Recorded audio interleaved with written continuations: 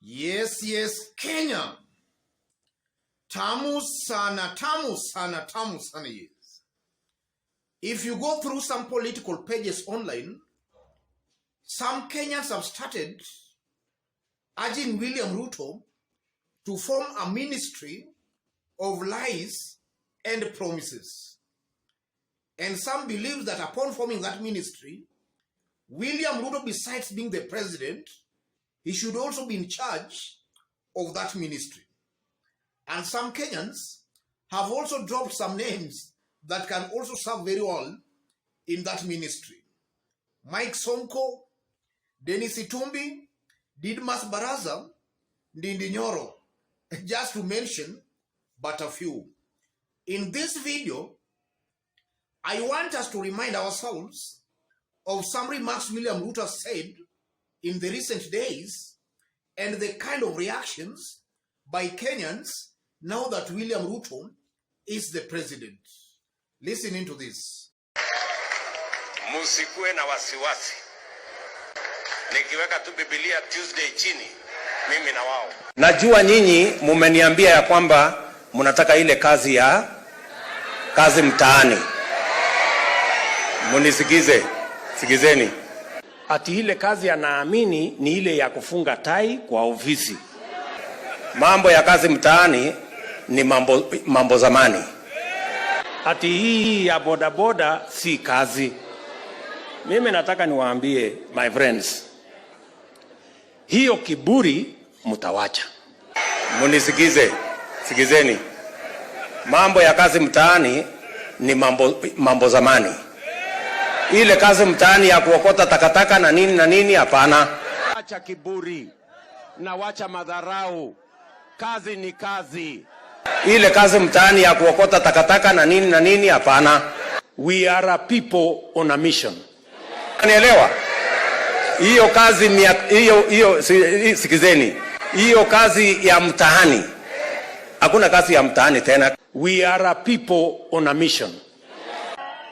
Unajua Kenya hii iko watu wana madharau na kiburi mingi. Wakiona biashara ya mtu mdogo wanaona haina maana. Wakiona bodaboda wanaona ni muhalifu. Wakiona mamboga wanaona hana maana. Sisi tunasema kazi ni kazi. Watajua kazi ni kazi. Tuachane na hiyo. Sasa kazi itakuwa hii. Ninyi mnanielewa? We are a people on a mission. Nikiweka tu Biblia Tuesday chini, mimi na wao. Ninyi mnanielewa? Yes. That video just exposes the promises and the lies by William Samoei Ruto. When he was campaigning, he believed kazi ni kazi. Now as the president, he does not believe kazi ni kazi. He is now belittling kazi mtani, describing it kama hii kazi ya kukora takataka hapa na pale, hapana. So Ruto has made a U-turn. As a president, he does not believe kazi ni kazi. When he was campaigning for the presidency, he believed kazi ni kazi, and he was attacking Raila and Uhuru Kenyatta kwa kudharau kazi ya mahasola. You are seeing he has clearly made a U-turn. And if you look at William Ruto, even from the kind of the promises he made, he promised these hustlers that he was going to form a government with them. Yes. Mama Mboga Boda Boda. What has he done? He has formed a government with these fellow billionaires and close political allies and associates. He has clearly dumped the Mama Mboga and the Boda Boda. He promised them he was going to form a government with them. He has failed to do that. And even from that clip again, you are seeing a William Ruto is actually just mocking these hustlers. So it's a fact that quite a good number of things William Ruto promised, he has not been able to deliver or to fulfill. And interestingly, he is making new promises. Just yesterday, he was saying that by the time his term will be coming to an end, Kibra will not be a slum, but an estate.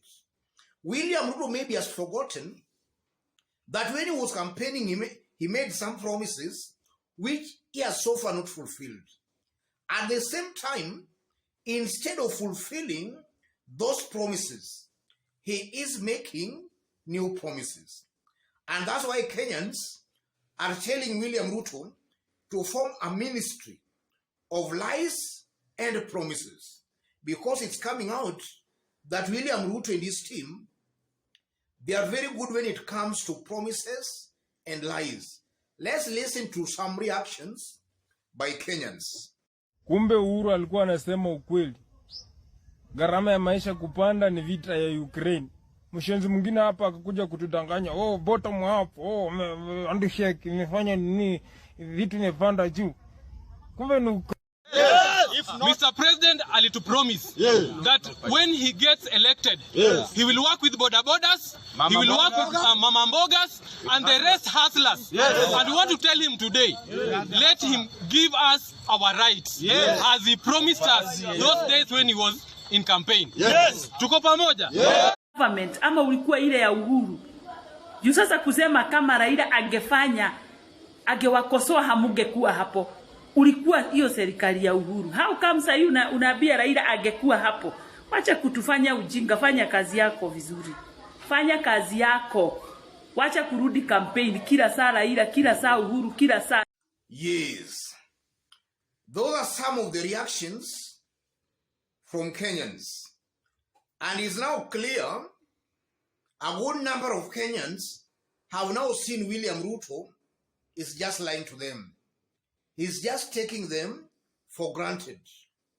And if Kenyans have realized that in just under 2 months, William Ruto has been the president, then I just don't know on how William Ruto is going to run this government in the coming months and even days.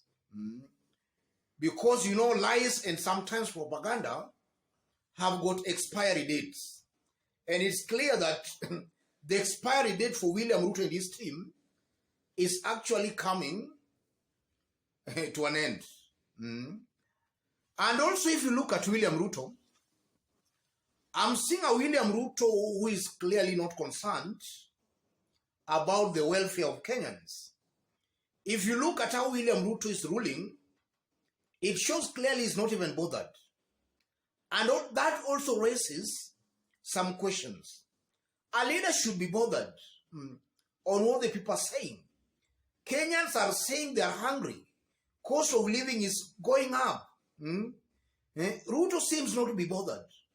And if you look at the kind of people he appointed in his government, then also just confirms he does not care what Kenyans are saying. He promised to form a government with the hustlers. He has formed a government with millionaires and billionaires. And if you look at it keenly, I personally believe that William Ruto is doing all that because he knows that his presidency, is not because of the people. Ruto knows that his presidency did not come from the people.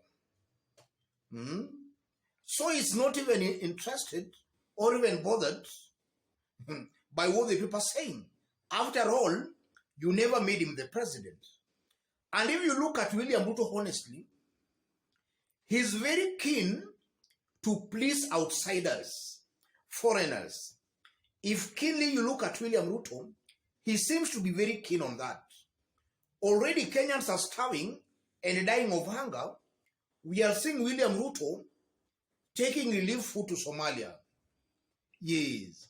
And also we have seen William Ruto going to these foreign countries and pledging some support.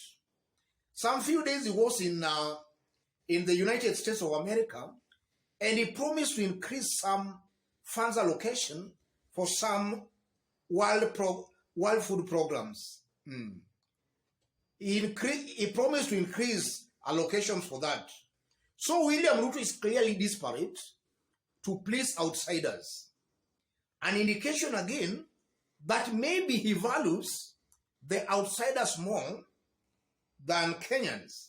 He believes that the outsiders might have played a bigger role in his presidency than even the so-called Mama Mboga and the hustlers. And I'm saying that because if you look at Ruto, clearly does not care about Mama Mboga. Let me stop it there, ladies and gentlemen. If you are watching us for the very first time, subscribe, give this video a like. To our fans and subscribers here, I'm very humbled, very grateful for the kind of support you are giving me here. God bless you, God bless Kenya. Any other person who wants to have a chat discussion with me, I've pinned my number as always on the comment section. Contact me through the number, or feel free, if you want to support the channel, to send your support or contribution to the number. Those watching us outside Kenya, drop a comment, let us know from which part of the globe you are watching us from. If possible, subscribe, give this video a like. Thank you. Let's meet in our next analysis.